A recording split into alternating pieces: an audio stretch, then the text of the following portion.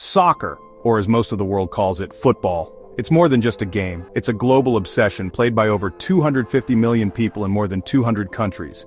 And today, I want to take you through its wild, winding journey. From ancient civilizations kicking leather balls to billion-dollar stadiums echoing with chants and dreams. Let's kick off with the ancient roots.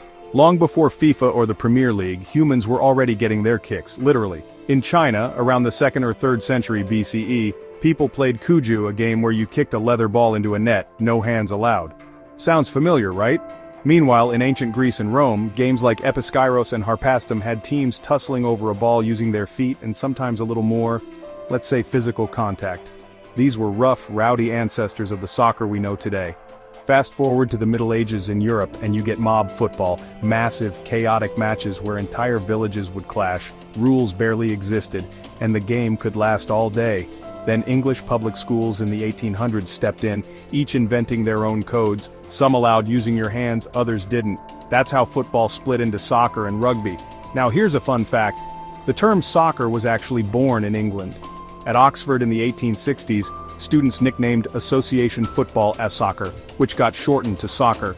Ironically, it caught on in the US, only after the British had already started calling it just football. But the real game changer came in 1863, when the Football Association was formed in London. They made one monumental call: no more handling the ball, and just like that, association football was officially born, marking the clear split from rugby. From there, soccer spread like wildfire. In 1872, England and Scotland played the first international match, a 0-0 draw but a historic moment. British sailors and soldiers carried the game to South America, Africa, Asia. Pretty soon, every corner of the globe had their own clubs and leagues. England's Football League kicked off in 1888 with 12 clubs and a system of promotion and relegation. Professionalism was legalized, so now working-class heroes could actually make a living from the sport. Leagues in Argentina, Italy, and Spain soon followed, each becoming a vital part of their country's identity. On the world stage, FIFA was founded in 1904.